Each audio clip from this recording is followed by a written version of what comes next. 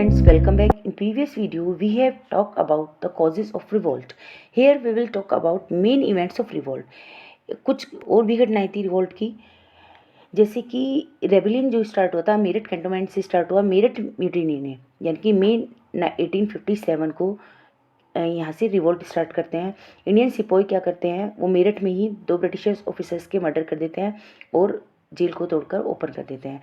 10 मई को वो दिल्ली की तरफ मार्च करते हैं और दिल्ली को किस तरह से कैप्चर करते हैं वो ये देखते हैं। दिल्ली में म्यूटिनियर्स जो होते हैं वो दिल्ली सिपाहीज के साथ ज्वाइन कर लेते हैं और सिटी कम्प्लीटली उनके अंडर में आ जाता है।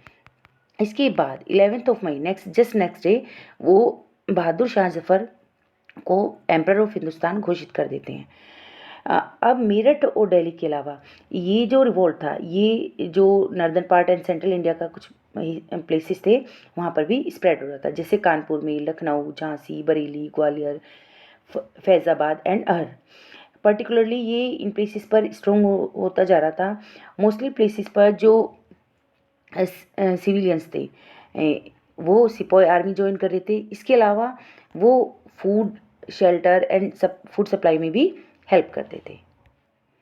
फॉल ऑफ दिल्ली, दिल्ली का पतन। लेकिन कुछ टाइम पीरियड बाद ही दिल्ली का पतन होना स्टार्ट हो जाता है, क्योंकि जो बहादुर शाह जफर थे वो काफ़ी ओल्ड थे, तो वो बहुत ज़्यादा अच्छी लीडरशिप नहीं कर पाए मतलब सिपाही के साथ, और उनका जो टाइम पीरियड था काफ़ी शॉर्ट रहा। ब्रिटिशर्स ने फाइनली सितंबर 14 को क्या किया, दिल्ली पर अटैक कर दिया। हताश होकर वो 6 डेज तक लड़ते रहे, लेकिन सितंबर 21, 1857 को ब्रिटिशर्स ने दिल्ली को रीऑक्यूपाई कर लिया। बहुत सारे जो इनोसेंट पीपल थे उन्हें मार दिया और उसके अलावा कुछ को फांसी पर लटका दिया। तो और जो ओल्ड किंग था उसे रिकैप्चर कर लेते हैं। इसके बाद वो उसे रंगून भेज देते हैं और वहाँ पर उसकी 1862 में डेथ हो जाती है। इस तरह से जो दिल्ली की डायनेस्टी थी, इंपीरियल डायनेस्टी थी मुगल्स की, उसका एंड होता है। लखनऊ, लखनऊ जो था वो दिल्ली की कैपिटल था। वहाँ बहुत सारे म्यूटिनियर्स जो थे उन्होंने डिसबैंडेड सोल्जर्स, यानी कि जो पुरानी अवध आर्मी के सोल्जर्स थे उनके साथ ज्वाइन करते हैं। और जो बेगम हजरत महल थी, यानी कि जो अवध के नवाब थे, उनकी एक्स बेगम जो थी वो लीडरशिप, उनकी अंडर में ये रिवोल्ट स्टार्ट होता है।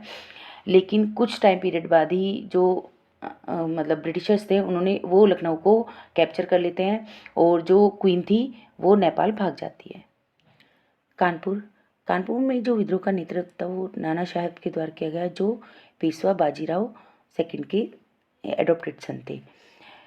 ये प्राइमरीली उनके द्वारा किया गया था ड्यू टू कि उन्हें ब्रिटिशर्स ने पेंशन बंद कर दी थी, क्योंकि बाजीराव सेकंड को पेंशन मिलती थी, लेकिन उन्होंने कहा कि आप उनके एडॉप्टेड सन हो तो आपको under doctrine of lapse pension नहीं मिलेगी। उनके जो कमांडर थे तात्या टोपे, रजीमुल्ला खां, उन्होंने क्या किया, कानपुर को कब्जे में ले लिया और नाना साहब को पेशवा घोषित कर दिया। लेकिन जो उनकी ये जीत थी ये बहुत शॉर्ट टाइम रही। कानपुर को ब्रिटिशर्स के द्वारा अगेन से रिकैप्चर कर लिया गया जब रेनफोर्समेंट आई। रिवोल्ट काफ़ी गहरा था, रेबल्स दोनों साइड से ही हुए, यानी कि लोगों को या तो फांसी दे दी जाती थी या फिर तोप के द्वारा उड़ा दिया जाता था। इसमें नाना साहब तो बच गई, लेकिन उनके जो ब्रिलियंट कमांडर थे तात्या टोपे, वो कंटिन्यू स्ट्रगल करते रहे। तात्या टोपे की फाइनली डिफीट हुई और उसके बाद उन्हें पकड़कर फांसी पर लटका दिया गया। इस तरह से कानपुर पर भी ब्रिटिशर्स ने कब्जा कर लिया था। नेक्स्ट झांसी, झांसी में 22 ईयर्स ओल्ड रानी लक्ष्मीबाई थी। उन्होंने विद्रोह किया कि उनके जो एडॉप्टेड सन थे उन्हें सिंहासन पे, झांसी के सिंहासन पर मतलब घोषित करने से मना कर दिया था। उन्होंने कहा कि नहीं, ये भी जो उनके अपने रियल बेटे नहीं हैं, उनके एडॉप्टेड सन है, इसलिए झांसी का जो सिंहासन है वो जो ब्रिटिशर्स हैं उनके अंडर में आ जाएगा। लेकिन रानी लक्ष्मीबाई काफ़ी बहादुरी से एक शेरनी की तरह लड़ी और लेकिन लास्ट में सर ह्यूज रोज थे, उन्होंने 1858 में रानी लक्ष्मीबाई को हरा दिया और ब्रिटिशर्स की इस तरह से वहाँ पर भी, झांसी में भी कब्जा हो गया।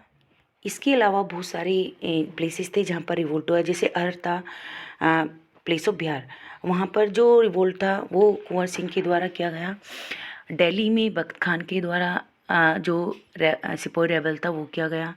दूसरी बरेली में खान बहादुर खान थे, उनके द्वारा ये विद्रोह किया गया।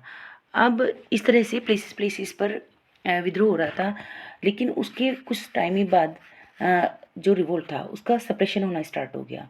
1857 के मध्य में ये बहुत ज़्यादा दिखाई दे रहा था।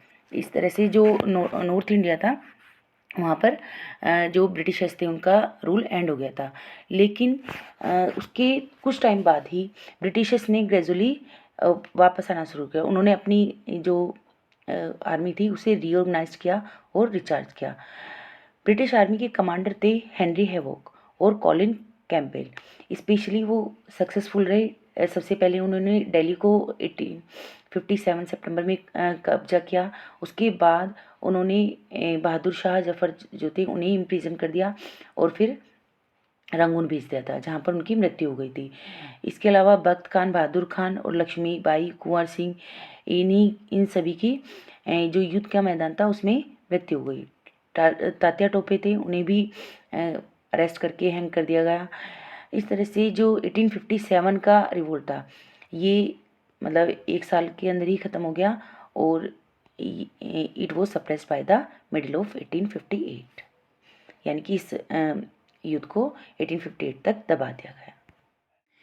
इस तरह से हमने मेन इवेंट्स ऑफ रिवॉल्ट के बारे में देखा कि प्लेसेस पर विद्रोह हो रहे थे, लेकिन उसके बाद एक साल में ही इस विद्रोह को सप्रेशन कर दिया गया, यानी कि दबा दिया गया।